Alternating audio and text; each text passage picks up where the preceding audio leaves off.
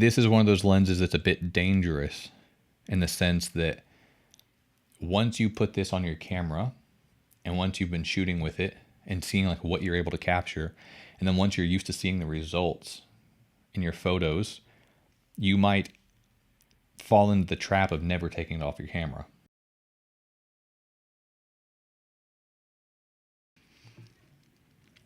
I've gotten a few different comments asking me to review some lenses, especially the ones that I use most often.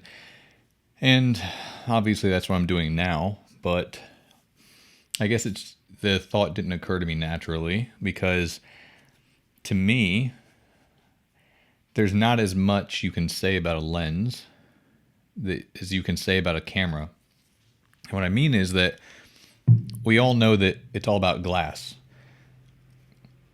The quality of a lens that you use will make the biggest impact to the photo you get, whether it's the actual minute little qualities like chromatic aberration or sharpness or how the bokeh looks, whatever else, or just something as simple as what's the focal length, right? Having an ultra wide angle lens like this one gives you the ability to do things that you wouldn't be able to do with the telephoto lens. And the opposite is also true. Having a telephoto lens lets you do things you wouldn't be able to do with an ultra wide lens. So although lenses are, in my opinion, much more important than the actual camera body, and that's why it's smart to invest in a certain lens system, a lens mount, and spend all the money on these great lenses, because then you can use them on whatever camera you want. When it comes to reviewing something, it seems more natural to review a camera because that's the thing that you change, right? You might have the same lens, no matter how much it costs. Maybe you bought the most expensive, whatever, professional lens, and you could have that for 10 or 15 or 20 years. And over the time that you have that same lens and it's always performing well, you might go through 2 or 3 or 5 different camera bodies. So the fact that the camera body is what's changing, and that's where you see the differences. You see the differences in how fast it focuses, what kind of focusing systems it has, the exposure system, the metering system, the ergonomics, the handling, the battery life, the megapixels. There's so many things that can change from one camera to another that I think it seems more intuitive to review a camera, to talk about why this camera is different than that camera. Whereas with a lens, there are some things you can say, and I'll get into the specs of this one and why I like it so much, but more or less it really comes down to, is it a good lens or not? Doesn't matter what camera you put it on. If it's good, it's good. And that, for the most part, in most cases, is all there really is to say about it. So I'm reviewing this as my first lens review because of comments and people asking me to do some lens reviews. And this is the one that I was using most recently. And I just got back this weekend. I had gone to Alishan Forest, which is here in Taiwan, in like the central, slightly southern area of Taiwan. Beautiful place. I've been there a few times. If you watched my Sigma review where I reviewed the DP0, a lot of the footage that I was showing was me deciding that in order to review that camera and really get an understanding of the color science of the Foveon sensor, I decided to go to Alishan because it's a beautiful place, and even just the trip there is a very beautiful trip. So I hopped on my motorcycle, took that, and any of the footage or photos you see is from that area. Well, I decided I'd never taken my wife there. My kids had never been. I'd only gone solo.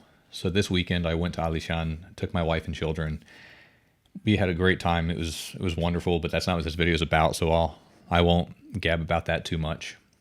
But what I will say is that I like to typically travel pretty light.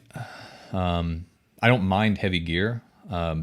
Big cameras like the D4, D5, D6, the Canon 1DX series, those big heavy cameras, I like those.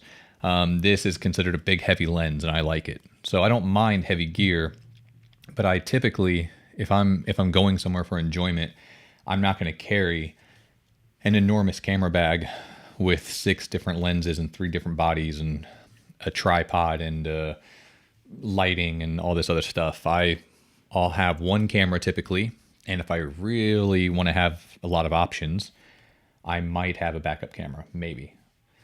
I'll have one lens, maybe 2, if I'm really playing it safe, and I'll carry a few extra batteries and SD cards or CF cards or whatever, because you don't want to get all the way somewhere and realize that you forgot to charge a battery, or you've got a CF card or it crashed or something. So I took my 6D to Alishan, and my primary lens I had on it was my Sigma 35-1.4 art lens, because that's my favorite focal length for general purpose. But probably within 10 minutes of being there, I realized that, oh yeah, I brought this one for a reason, because this lends itself to that situation much better. This is my Tokina, I almost said Sigma, my Tokina 16 to 28 millimeter f2.8. Essentially, the lens has kind of fallen into obscurity. I've had this lens for years. It's one of my favorite lenses. I don't think I'll ever get rid of it or even replace it with any other wide angle, because although there are wider lenses available, you can get a 14 to whatever or a 12 whatever, and those are useful. 16, especially on full frame, is pretty ridiculously wide, especially because we all know the old tricks that you can use even if you have a 24 to 70. If 24 is not wide enough, then you just flip the camera up into vertical, into portrait, and you take 3 or 4 photos side by side and then stitch those together to make a panorama, which you can then crop to 2x3 horizontal, and effectively, whatever. However, that doesn't always work if there's a lot of moving subjects, but most of us are aware of little tricks you can do to get a wider field of view in a pinch. Well, 16 is so wide that you can basically do everything with it. Again, it's not as wide as it gets, but it is pretty damn wide. I have never been in a situation where I racked it all the way back to 16 and thought, oh man, I need a lot more. It's just not wide enough. So whereas I'm sure you can nitpick and say those situations exist, it's very, very wide. And unlike the Canon 16 to 35 or other similar lenses, it doesn't go all the way to 35. This goes to 28. But as many of you probably know, 28 is a favorite focal length for many people. That seems to be the 3 lenses you hear about most often as the best walk-around lenses. You hear that the kind of smaller group of people that want a 50 millimeter as their do-everything lens, they say that the 50 millimeter is the closest to what our eye sees and it's the most versatile. I don't agree with that personally. I don't really like 50s on a full frame, but there are people that's their go-to lens. But for everyday walk-around photography, whether it's street photography or traveling, photojournalism, whatever, the classic was the 35. And according to actual lens manufacturers, including Leica as an example, they say that 35 is actually closer to what our eye sees. And there's always been some debate there as whether it's 50 or 35, but 35 does give you a little more width. It gives you a little more of the environment, which is why it's so versatile. But in today's day and age, there are people like, let's say, Chris Nichols, who hates 35. He loves 28. And I think 28 has become more popular as an everyday focal length because of cell phones. The standard camera focal length, the equivalent focal length on any cell phone camera is typically around 28. So I think 28, whether we mean to or not, it's what most people kind of visualize when they're framing a photo in their mind, what they want it to look like. The average everyday person who doesn't have a lot of experience with different lenses just inherently thinks in terms of a 28 millimeter field of view or thereabout. So 28, you could just leave it all the way at 28, and this could be the perfect walk-around lens. Just 28 is wide enough to be wide, but it's also pretty close to 35. It's very close to what our eye sees anyway. So just at 28, it's very, very versatile. And in an f2.8 aperture, it's a very useful aperture. Again, all the zoom pros, whether it's a 24 to 70 or a 70 to 200, or the wider lenses, the 16 to 35, if it's Canon or whoever, f2.8 is kind of the standard. That's the pro level, constant aperture for a full frame lens. So this being 28 at the long end, but then being able to rack all the way back to 16, which is unbelievably wide, and giving you a constant 2.8 aperture, it's I'll just say it's unbelievably useful. And the reason why I'm having a trouble saying this is because if you've never owned a lens this wide and you don't know which one to get, you're in the market for a wide lens and you don't know if it's worth spending the extra money on getting all the way out to 14 or whatever, or 15. There's I think it's the Tamron 15 to 30 is another popular one. I can tell you that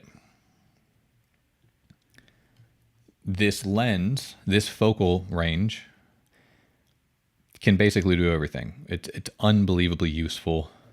I absolutely love it. I've never ever one time in the years of owning this lens thought that I needed it to be something other than what it is. Between having 16 at the wide end or 28 at the long end or the constant f2.8 aperture, the usability and convenience of this lens is just next level. It's very, very hard to replicate. Now, aside from this, the practicality and the use aspect of the focal range and the aperture is the actual lens quality. I don't look at a lot of charts. I mean, from time to time, I love to research things. So I'll sometimes go down a rabbit hole and I'll start reading all the technical specs of stuff and the history of something. And I'll get into the scientific nitty gritty. But that's not typically how I make my decisions. For photography, I can appreciate something like one camera or one lens in the modern day being clinically perfect in lab settings.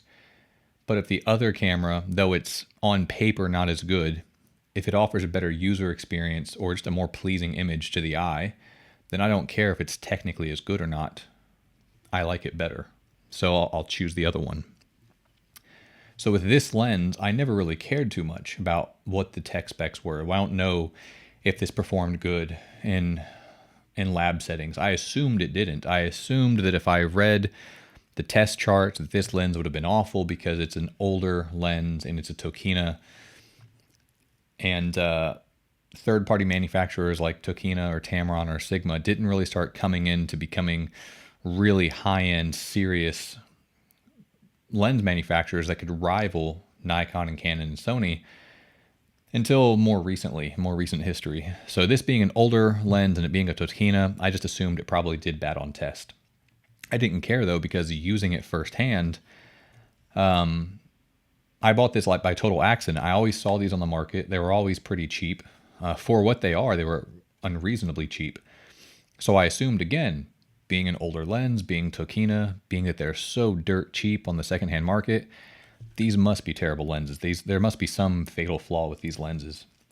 Because here, at least in Taiwan, the average price any day of the week, you can go out and guarantee the average price for this lens is about $250. Sometimes somebody will market for $300 if it's in pristine, perfect condition, but it probably won't sell for that. They'll have to lower the price. And it's not uncommon that you'll see somebody who's not a shop, it's just a private party seller, Facebook Marketplace or whatever, and they're selling one for $175 to $200. Most commonly, you pay $250. Well, this guy here in Taichung, he was selling this one for $200. Didn't have a box or anything, doesn't matter. The lens itself is in perfect condition, so I grabbed it. I remember when I met with him to check it out, I saw that he had added this red ring around it. Now, from the factory, this ring is typically gold. And it's kind of an ugly lens. It's a black lens with that little bit older style, and it has the gold lettering here and the gold ring. And I guess taste may vary, but I don't like the way it looks.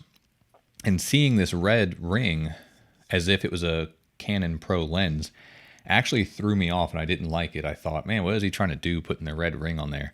And I thought to myself, I'm going to see if I can remove that because it bothers me. But I'm so used to seeing the red ring now that I don't think about it. I actually often forget that it's not supposed to be there. But that's something else. I tested the lens. It seemed to work fine, so I bought it because the price was good and it gives me a wide aperture and a wide focal length. And that was no exaggeration. That might be one of the best purchases I've ever made as far as what I paid versus how much use it has gotten and how useful it is to me. And with every camera I've ever put this lens on, again, not clinically speaking, just with my eye and editing the photos and the results, it has seemed like a phenomenally good lens. It does great in low light.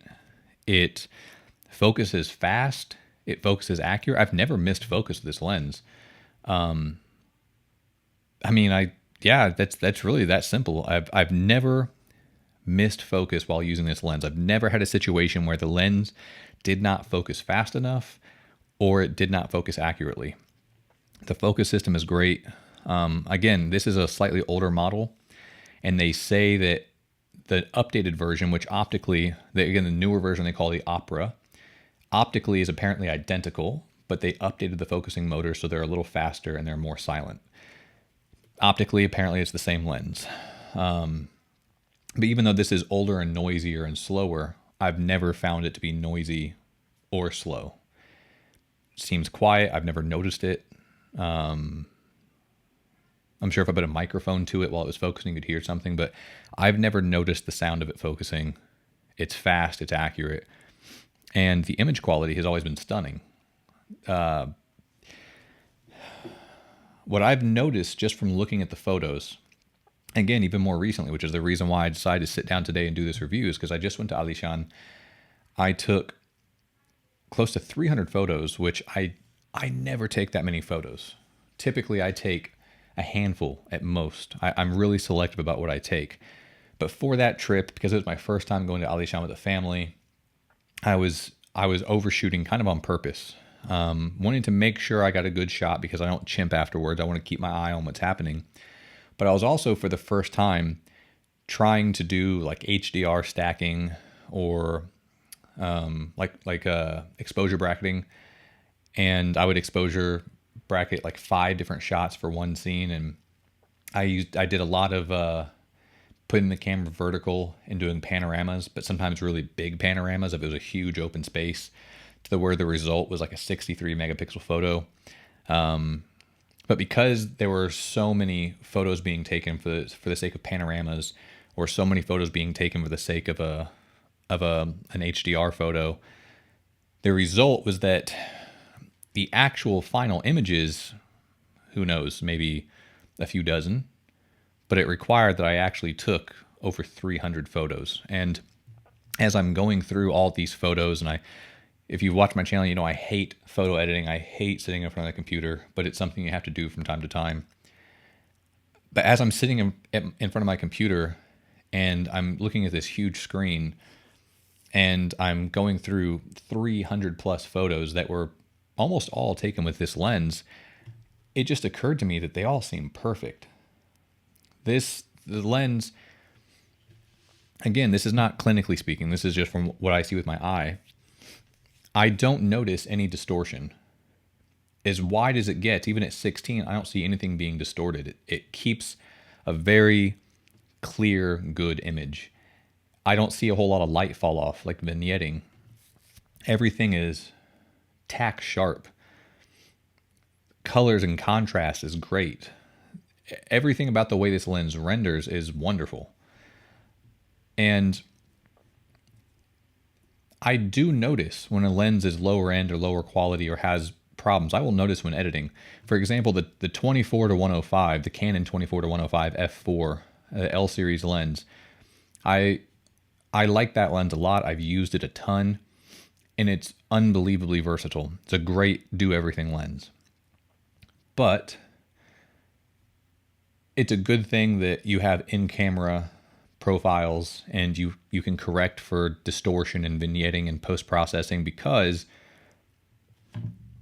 you don't need test charts to know that when you shoot that lens at 24, there's a lot of distortion, and there's also a lot of vignetting. It's a 24-105, but man, you can immediately see with your eye, this thing has a lot of distortion, there's a lot of vignetting, I gotta fix it. This goes out to 16 and 2.8, and yet there's no noticeable vignetting. I don't notice any distortion at all. It's unbelievably good optics, and again, it's very, very sharp. So I did decide, knowing I was going to do this video, I would quickly just look it up and say, okay, well, I'll look at what the test charts say about this lens. And to my surprise, it actually tested out very well. In lab settings on test charts, they say that this lens is actually better than the Canon 16-35 f2.8. It's better than the version 1 and the version 2. I didn't check to see how it compares against the version 3, but let's say even against the updated version 2, which was better than the first one, this beat the Canon in every single category. In lab settings, it had way more resolving power. It was much sharper. It had less vignetting. It had better light transmission, despite the fact they're 2.8, because of the types of elements, the numbers and things like that. This actually transmitted more light. It had less chromatic aberration. It had less distortion. Like, everything about this lens optically is better than the Canon 16-35 f2.8 L series lens. The downside is that it's bigger and heavier, and this one can't take filters. As you can see, it's got a big bulbous front end, and you can't put filters on it. And with the Canon, you can. But considering even brand new, this is a fraction of the price of the Canon. And on the used market, it's dirt cheap. It's unbelievably cheap. Even if it performed badly, having this focal range for a full frame camera with this aperture, it doesn't have to operate perfect. It can be slow, it can be soft, I don't care. Getting out to 16 and f2.8 on a full frame, I'll take it for a good price. So it's crazy to me that it's so unbelievably cheap, and they are so plentiful and so easy to find, while also having fast, accurate autofocus and optically being superior to the Canon 16-35 L series lens. And for like almost no money, they're so cheap. So it really makes me wonder why more people don't have this lens. And you'll find the expert reviewer, the guy who somehow magically is a really big fan of doing the one thing a lens is bad at, so he'll complain about it a lot. You'll find those people that will say, oh, the fact you can't put filters on it, that's a ender for me. There's no more. That's can't have this lens. And again, some people do like filters, but you're getting better image quality, even if it's the same price. If you're comparing it to this Canon 16-35, you're getting better image quality. And at the end of the day, that's kind of what matters. You're getting better image qualities. It's giving you better image quality. There's less distortion, less vignetting. It does better in low light because there's better light transmission. It's sharper. There's less chromatic aberration. It's better lens. And also, by the way, it's a small fraction of the price. So I don't know why these aren't more popular, but it's the lens that I find myself always wanting to carry with me just in case. And again, because of this focal range, I ended up using this a lot on the Canon 30D, which I reviewed recently. Because even with a 1.6 crop, this still ends up being wider than 28. I think the equivalent ends up being around 25 or 26 at the wide end, which again is still pretty wide. It's not as wide as 16, but it's very usably wide. It gets you wider than the 28, and it gets you around 45 equivalent at the long end, so close to that 50 millimeter focal length. So even though it's a different focal range on the APS-C, a Canon APS-C, it's still an unbelievably useful focal range, to the point that this is primarily what I used on the Canon 30D. I just look at it as the value aspect. Is it a good value as far as like what you're getting for the money? Or is it a good value in terms of, like, does it earn its place in your camera bag or on your shelf, carrying the weight up and down a mountain like I did recently? And at the end of the day, I'd have to say, price to performance, I can't think of any other lens that strikes that balance so well, that overperforms so much while being at such an unbelievably low price. You have some great prime lenses that are shockingly good while being cheap. I recently got the Canon 40mm f2.8 pancake because I'd always heard good things, always wanted one, finally picked one up. Very happy with it. It's a great lens, and everyone knows it's a great value. The performance of that lens for what you actually pay is fantastic. Great price performance ratio. It's very sharp, but it's still a prime.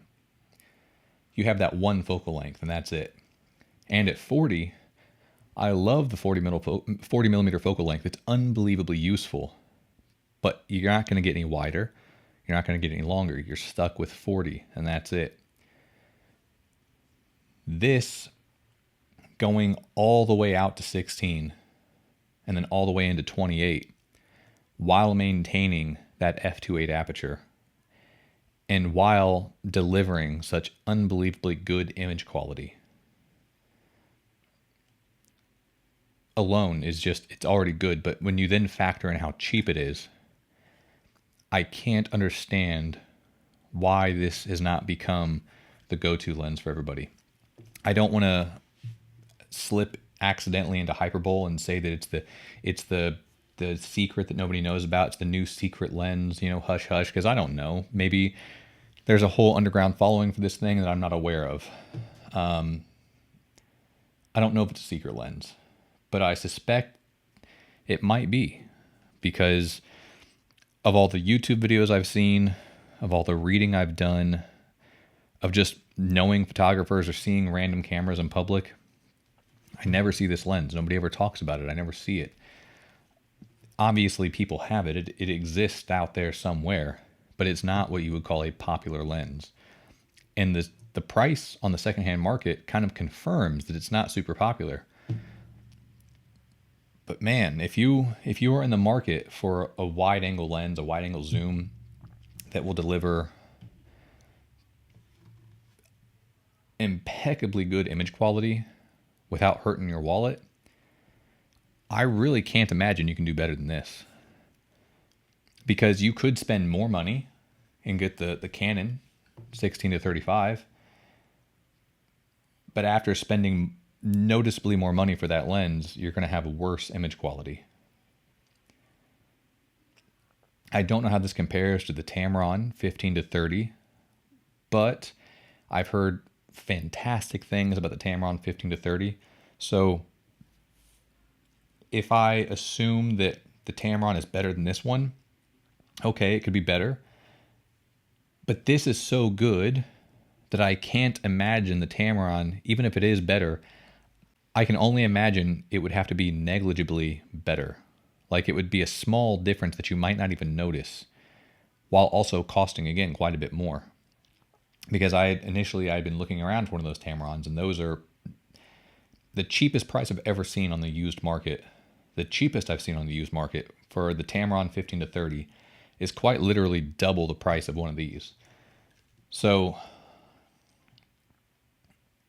yeah, I'm repeating myself at this point.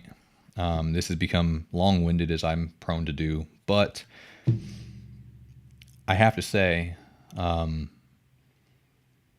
this is one of those lenses that's a bit dangerous in the sense that once you put this on your camera and once you've been shooting with it and seeing like what you're able to capture, and then once you're used to seeing the results in your photos, you might fall into the trap of never taking it off your camera. It might be your go-to safety lens that just lives on your camera all the time, to the point that your other lenses are collecting dust. So it's dangerous in that sense. It's also unbelievably liberating in the sense that I've owned lenses before that were very expensive, and I was actually a little concerned about using them because they're so expensive. They're big and they're heavy and they're expensive, and I don't want to damage the lens because it's so expensive. And either one of two things is going to happen. Either you're going to miss a lot of shots and also like not feel very comfortable. You're going to have less of a good time shooting because you're too busy protecting the lens, in which case the high price hurt your photography. Or you're able to push that out of your head and not care about the fact that it might get damaged. But then if you do damage it or you do break it, it's going to cost a lot of money to replace it. That's the toss-up. By spending that much money on a lens, you're either going to miss photos because you're protecting it too much, or you are potentially going to have a very, very expensive accident on your hands. Something like this is going to deliver as good, or in many cases, better image quality than the L series lens from Canon, while also being cheap. I don't ever worry about hurting this lens. Never. I never think, oh no, I have to protect it. This is an old lens, and it's cheap to buy used. And they are so available, like readily available, that I've considered buying a second or even a third and just keeping them on hand just in case, or so I can have one on multiple bodies at once. But I do know that if I broke this, like this past weekend, if I broke this, or if I do break it in the future, I'm not going to worry about it. I'm not going to be happy that I broke it, but I'm out $200. I got so many years of great use and phenomenal photos out of this lens. And the day that fate came in and it broke and took the lens away from me, it was $200. $200 I lost on this specific lens. And to replace it, I can reasonably assume that I might spend around $250 to replace it. I wish there was a way I could hammer it home more. This is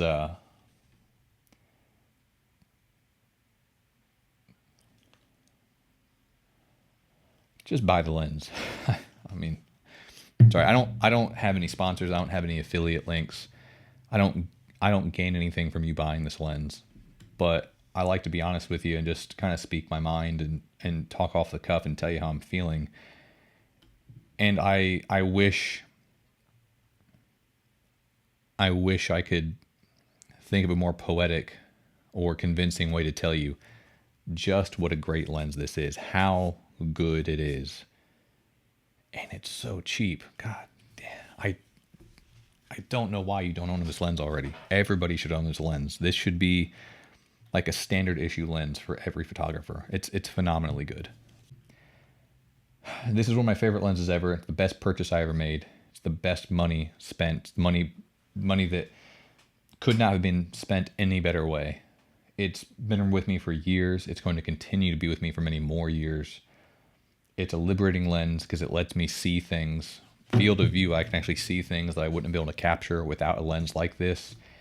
And it's at such a low price that even having limited budget, I can afford it.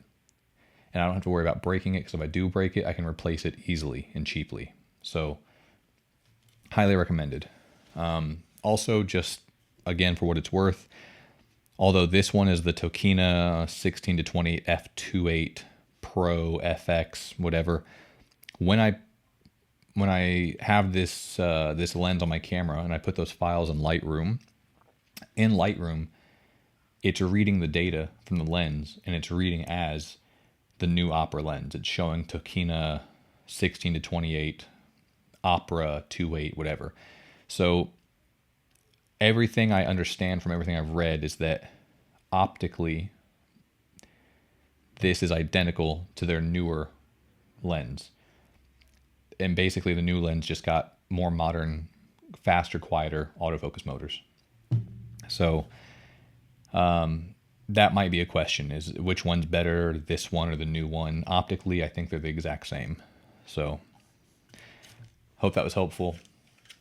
I'm going to get back to the family, take some more photos.